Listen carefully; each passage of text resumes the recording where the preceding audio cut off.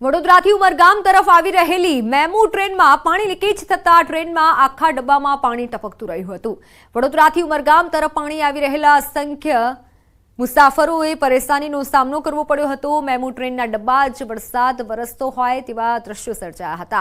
આખા ડબ્બામાં પાણી ટપકી રહ્યું હતું અને આથી લોકોને બેસવા અને ઊભા રહેવામાં પણ પરેશાનીનો સામનો કરવો પડ્યો હતો।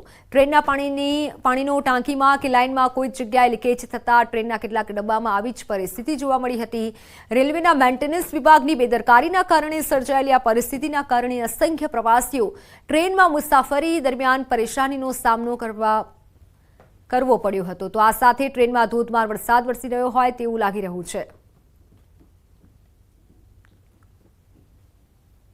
આ પાણી ભરાઈ ગયું ટ્રેનમાં પબ્લિકને તકલીફ થાય છે તે સરકારને જોવું પડે ને રેલવે વિભાગને એમ કહેવા માંગુ છું। વલતાળ સ્વામિનારાયણ સંસ્થાના લંપટ સાધુઓ સામે સુરતમાં હરિભક્તોએ ભારે રોષ વ્યક્ત કર્યો છે। શહેરના પાલનપુર પાટિયા પાસે આવેલા મશાલ સર્કલ પર હરિભક્તો એકત્ર થયા અને લંપટ સાધુઓ વિરુદ્ધ પ્રદર્શન કર્યું। હાથમાં બેનર લઈ આવા સાધુઓને સંસ્થામાંથી હાંકી કાઢવા સૂત્રોચ્ચાર કર્યા। લંપટ નૌતમ સ્વામી, હરિજીવન દેવપ્રકાશ, સંત વલ્લભ, પીપી સ્વામી, ભગવત પ્રસાદ, વિશ્વજીવન માધવ પ્રસાદ, અંકલેશ્વર, ઘનશ્યામ કંડારી, જે.કે. સ્વામી સામે વિરોધ નોંધાવ્યો અને આવા સાધુઓને સમાજ માટે ખતરારૂપ ગણાવ્યા।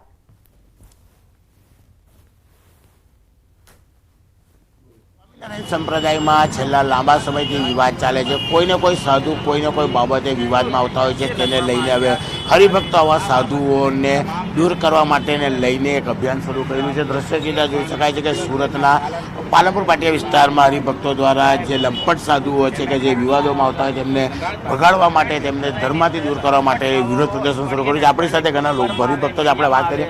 આપનું નામ, શાના માટે આ વિરોધ? મારું નામ ઘનશ્યામ છે। સુરતથી અમે હરિભક્તો, જે આપ સૌ જાણો છો, છેલ્લા 1 મહિનાની અંદર ગઢડા, વડતાલ, જુનાગઢ મુખ્ય મંદિરો અને સુરત વગેરે કલેક્ટરોને આવેદનપત્રો આપી અને સ્વામિનારાયણ સંપ્રદાય માટે કલંકરૂપ એવા દૂષણ સમાન લંપટ સાધુઓને હટાવી એમને ભગાવવા માટેની જે માંગ કરેલી હતી તેની ઉપર આજ દિવસ સુધી કોઈ પ્રતિભાવ કે કોઈ પગલાં ભરવામાં આવ્યા નથી। એટલે હવે આંદોલનના આગામી ચરણમાં આ લડાઈ અમારી પ્રવેશ કરશે અને ગામડે ગામડે જઈ અને સુરતથી આજે 300થી વધારેની સંખ્યામાં હરિભક્તો અહીંથી લડત માટે નીકળવાના છે। અન્ય હરિભક્તો છે, કયા કયા સાધુઓ છે જેમનો વિરોધ કરી રહ્યા છે? જો આમાં છે ને દરેક પ્રાઇવેટ સંસ્થાવાળા જે કલંકરૂપ સનાતન ધર્મને કલંકરૂપ એવા સાધુઓ જે સૃષ્ટિ વિરુદ્ધના કાર્યો કરે છે, જે બળાત્કાર કરે છે, જમીનનામાં જે દોદામાં કરે છે, એ બધા વિરુદ્ધ અમારે આ લડત અમારી ચાલુ છે અને એને કાઢીને જ અમારે જંપવાનું છે। ત્યાં સુધી અમારી લડત ચાલુ રહે।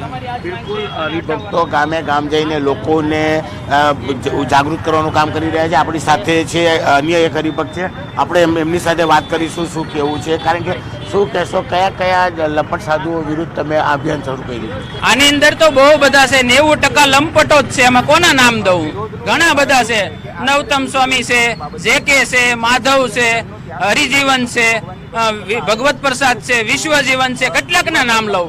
ઈચે બેઠા છે, બધા લંપટો જ છે। ખરાબ ધંધા કરવા, પ્રાઇવેટો સ્કૂલ કરવી, ગુરુકુળો કરીને છોકરાને અરે સેંડા કરવા, નત નવા ધંધા કરે, નોટો આપીએ, આના કોઈ ધંધા જ બાકી નથી। એટલે હરામખોરો થઈ ગયા છે।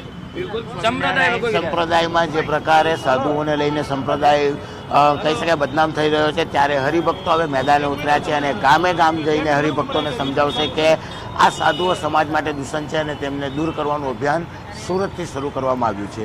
કેમેરામેન ભરત બ્રહ્મભટ્ટ સાથે કીર્તેશ પટેલ, ન્યૂઝ 18 ગુજરાતી, સુરત। તો હાલ સમાચારોમાં સમય થયો છે વિરામનો।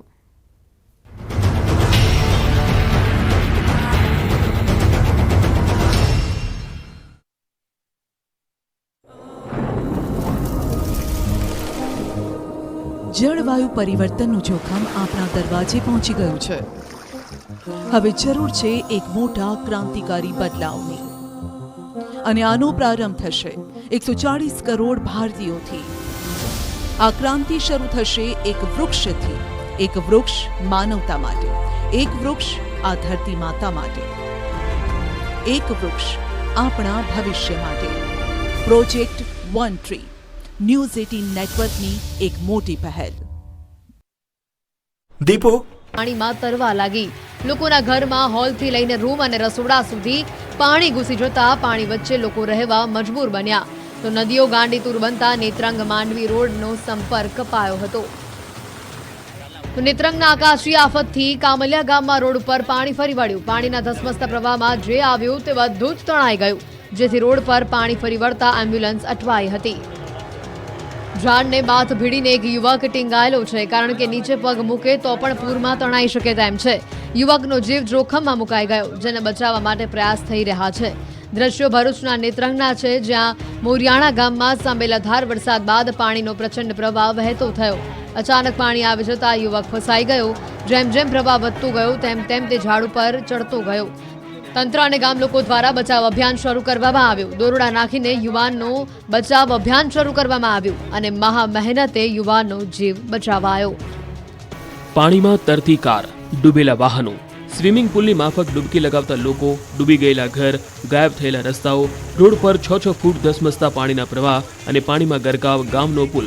જળ તબાહીના આ દ્રશ્યો છે નર્મદાના લાછરસ ગામના. અહીં મેઘરાજાએ માજા મૂકતા ગામ જાણે ટાપુમાં જ ફેરવાઈ ગયું. 2 કલાકમાં 5 ઇંચથી વધુ વરસાદ ખાબકી જતા નર્મદાનું લાછરસ ગામના હાલ બેહાલ થઈ ગયા. વરસાદે એવી તોફાની બેટિંગ કરી કે ગણતરીના કલાકોમાં જ ગામ પાણી પાણી થઈ ગયું. લાછરસ ગામની ગલીઓમાં જળબંબાકારની સ્થિતિનું નિર્માણ થયું. ગામની એક શેરીના રોડ તો જાણે પાણીમાં ગાયબ થઈ ગયા. રોડ પર 6 ફૂટ પાણી ભરાઈ જતા લોકોના જીવ તાળવે ચોંટી ગયા. ગામ આખું બેટમાં ફેરવાતા સ્થળ ત્યાં જળની સ્થિતિનું નિર્માણ થઈ ગયું. રાજપીપળાના સ્ટેશન રોડ કાછિયાવાડ સત્યમનગર કોલોનીમાં વરસાદી પાણી ઘૂસ્યા. જેમણે ઘરની બહાર વાહનો પાર્ક કર્યા હતા તે વાહનો પણ પાણીમાં ગરકાવ થઈ ગયા. પાણીએ એવી તારાજી સર્જી કે એક કાર તો આખી ડૂબી જ ગઈ. એક કાર પાણીમાં તરવા લાગી તો નીચાણવાળા વિસ્તારમાં એક માળ પાણીમાં સમાઈ ગયા. ગામની નદીઓ તોફાની બની. પુલ પરથી ધસમસતા પાણીના પ્રવાહના કારણે લોકો ફસાઈ ગયા. ગામ સંપર્ક વિહોણું બની ગયું. સવારમાં જ જાણે આ ગામ પર વીજળીના કડાકા ભડાકા સાથે આકાશમાંથી આફત વરસી પડતા હાહાકાર મચી ગયો.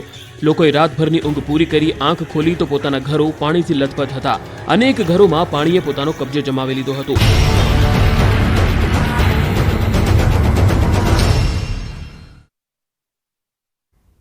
Welcome back. મહત્વના સમાચારની વાત કરીએ તો રાજ્ય સરકારનો મહત્વનો નિર્ણય. મેડિકલના વિદ્યાર્થીની માંગ સ્વીકારાઈ છે.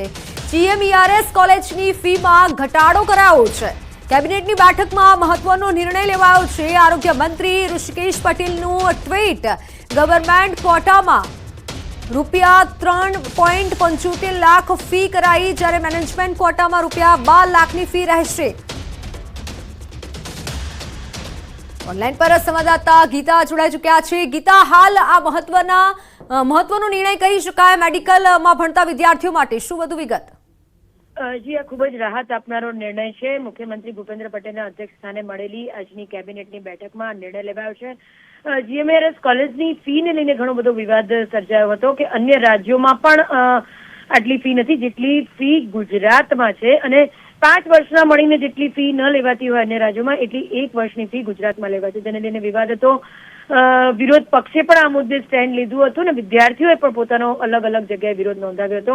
ફાઇનલી હવે રાજ્યના મેડિકલ વિદ્યાર્થીઓના હિતમાં GMERSની કોલેજની ફીમાં ઘટાડાનો નિર્ણય લેવાયો છે અને હવેથી ગવર્મેન્ટ કોટામાં એડમિશનમાં ₹3.75 લાખ અને મેનેજમેન્ટ કોટામાં જેને એડમિશન મેળવ્યું છે તેની પાસે ₹12 લાખ રહેશે. જી બિલકુલ. ગીતા, એ પણ કહેજો કે સાથે કયા કયા વિદ્યાર્થીઓને ફાયદો થશે? ઘણા એવા વિદ્યાર્થીઓ છે કે જે લાંબા સમયથી આ નિર્ણયની રાહ જોતા હતા, વિરોધ કરતા હતા. હજી તમામ મેડિકલમાં ભણતા તમામ વિદ્યાર્થીઓને આનો બેનિફિટ મળશે, એટલે કે GMERSની કોલેજમાં ભણતા તમામ વિદ્યાર્થીઓને આનો લાભ મળશે.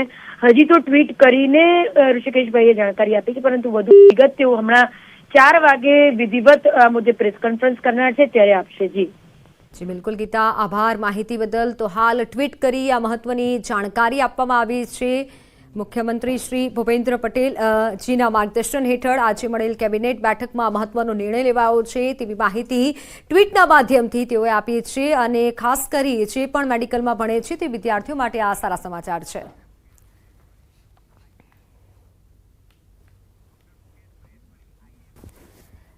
IIMના પ્રમુખ ડોક્ટર મુકેશ મહેશ્વરી અમારી સાથે જોડાઈ ચૂક્યા છે. સર, આપનું ન્યૂઝ 18 ગુજરાતીમાં સ્વાગત છે. સૌપ્રથમ તો આજે નિર્ણય લેવામાં આવ્યો છે, કહી શકાય મેડિકલના વિદ્યાર્થીઓ માટે આ સૌથી મોટો નિર્ણય છે, કારણ કે લાંબી રાહ જોઈ છે તેઓએ. શું કહેશો? સરકાર દ્વારા આવકારદાયક પગલું લેવામાં આવ્યું છે.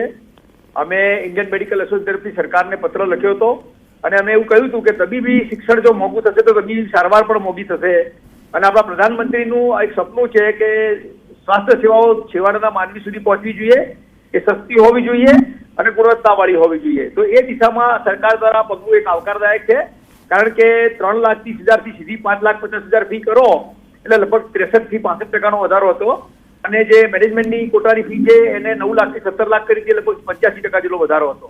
તો એ વધારો હવે રિઝનેબલ કરવામાં આવ્યો છે, એટલે એક આ સરકાર દ્વારા બહુ સારું સ્ટેપ લેવામાં આવ્યું છે. આનાથી તબીબી શિક્ષણ સસ્તું થશે અને ભવિષ્યમાં એના કારણે તબીબી સેવાઓ પણ સસ્તી રહેશે.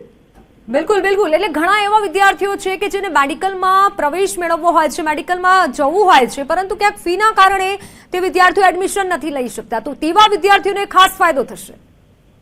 ચોક્કસથી ફાયદો થશે, કારણ કે બેન આ બહુ તમે કહ્યું બહુ કોમન વસ્તુ છે. મધ્યમ વર્ગના જે વિદ્યાર્થીઓ હોય, ગરીબના જે છોકરાઓ હોય, એ લોકો માટે મહિને 50,000 રૂપિયા ખર્ચવા એ શક્ય નથી હોતા.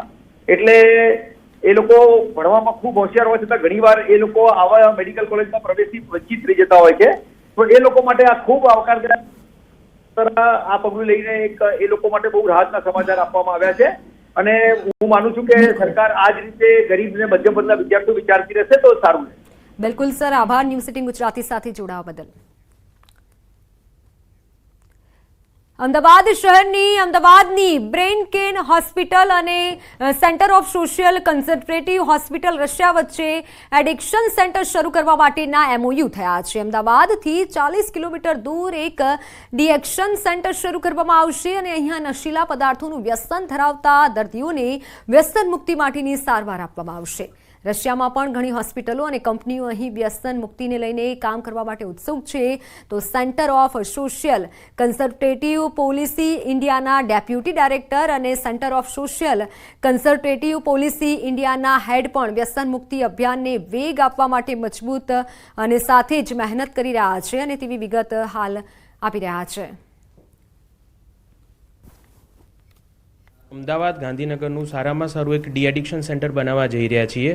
ટૂંક જ સમયમાં તેનું અમે ઉદ્ઘાટન કરવા જઈ રહ્યા છીએ અને એના માટે આજે અમે રશિયા સાથે MOU કરેલું છે, જેનાથી ગુજરાતના પેશન્ટો અને ગુજરાતના દર્દીઓને તો લાભ થશે, પણ ગુજરાત સિવાય રશિયાથી પણ જે પણ પેશન્ટો છે ત્યાં પણ આટલું બધું એડિક્શન છે, તો ત્યાંના લોકો પણ અહીંયા આવીને સારી ફેસિલિટી ભોગવી શકે. આજે જે આપણું MOU થયું રશિયા સાથે, એમાં આપણા ડી એડિક્શન સેન્ટર ખાતે આપણી બધી જ દાંતની સુવિધાઓ બી ઉપલબ્ધ થશે, જેમાં આપણા રશિયાના ત્યાંથી આવેલા પ્રવાસીઓ બી એનો લાભ લઈ શકશે.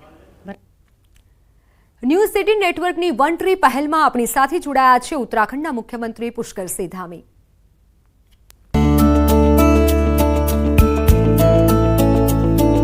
हर दिन हर पल पर्यावरण संरक्षण हमारे मन में, हमारे विचार में, हमारे दिल में रहना चाहिए. उसका जिस पौधे का हम रोपण कर रहे हैं उसका पूरी तरह से उसकी सुरक्षा हो, उसका संरक्षण हो, उसको जब तक पूरी तरह से वो खड़ा न हो जाए तब तक वहाँ पर पानी इत्यादि की व्यवस्था की जाए. न्यूज़ 18 को बहुत बधाई देता हूँ, बहुत शुभकामनाएं देता हूँ कि निश्चित रूप से जो आज समय की आवश्यकता है उस समय के अनुरूप लोगों को जागरूक करने के लिए ये अभियान उन्होंने चलाया है.